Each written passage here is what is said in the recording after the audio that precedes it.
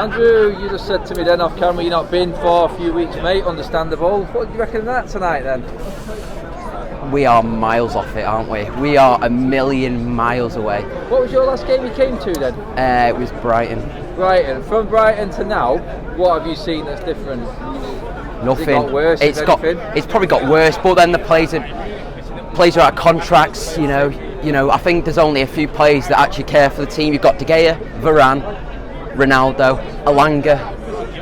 That's it. I don't want to build Bruno Fernandes. Is he worth a pay rise, a new contract? No, he isn't. I don't rate him at all. I'm sick of him. Do you reckon with the new manager coming in, players there right now, anyone salvageable from what you've seen or what you've been watching since that game and up to tonight? No, just get rid. I'm sorry, but you're just going to have to get rid.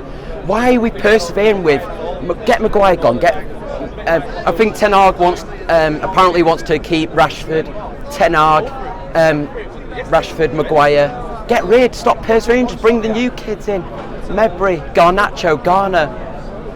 You know what I mean? It's just a joke. And then we need a goal. Guess who we bring on? Phil Jones and Mata. That just shows, It just shows that we're actually running out of players right now, doesn't it? We have a big injury list before the game. I mean, well, I won't say big injury list because it's the same injuries and the same players every single week that are injured and not there for us. But, I mean, the oldest player in the squad is the one that's holding us up right now, Ronaldo. And again today, one chance, one goal. Ronaldo, different gravy again, mate. Ronaldo, 22 or 23 now, 23 goals.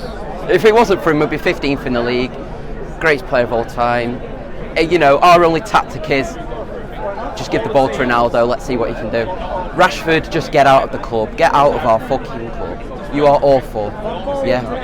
So, I mean, on the game again, Andrew, awful. It's like you said then, Chelsea really should have been out of sight in the first half. They had some glaring Xavi Havertz, Conte come to mind. The header that they had that De Gea saved. I mean, will Chelsea feel disappointed there? It sort of felt like it was there for the taking for them, but they just didn't have the bite. No, they didn't really. They're missing strikers, missing top players. They're a good team, Chelsea, but they should have been 4 or 5-0 up. De Gea saved us again in the first half. It should have been 4 or 5-0. They dominated the midfield. I think Jorginho, Kante weren't at the best, but they didn't need to be. They're playing against average amateur players. Not good enough. It's just time. It's time to move on. It really is. It's so close now to an undefeated season. I mean, I know there's a few people that went Arsenal and Liverpool. The stadium, their section of the away fans was half empty. Today, the stadium is half empty. I mean, before the game, would you have taken a 1-1 against Chelsea there today, considering the week we've had? Is that actually a good result tonight, considering everything? There's two things, isn't there? Like, you take a 1-1 because they're third in the league, they're a good team, they were champions of Europe last year.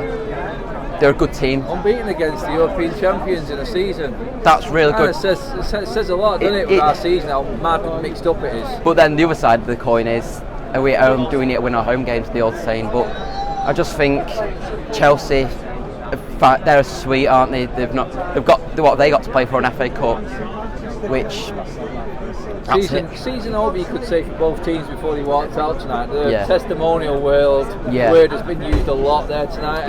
How that game was played, it was lacking quite a bit. I just think it's just the quality's gone. But I'm just hoping Ten Hag comes in, play a brand of football. Like, I'm not saying go back to the third game because I know the days have changed.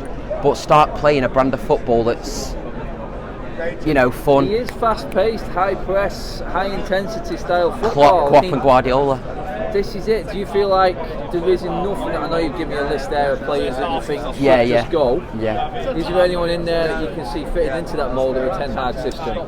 Bruno Fernandes, maybe he's not good because he's getting to the end of the season, going through the motions.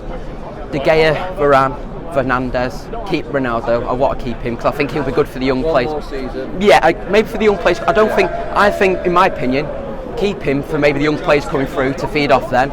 I do believe that he's going to.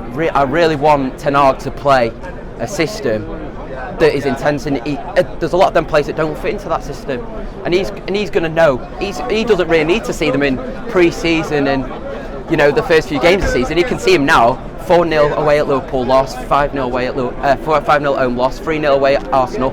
So we can see what he's got and what he's not got. He's just got to be bold, get rid of the players, start again.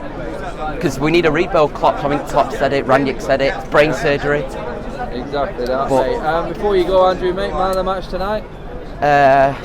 Matic, I would say, tonight. I think a lot of people agree with that. I agree with that one as well. I think he did well against Jorginho and Kante in the midfield, especially. Held his own, didn't he? Jorginho is a third Ballon d'Or, isn't he? So, good player.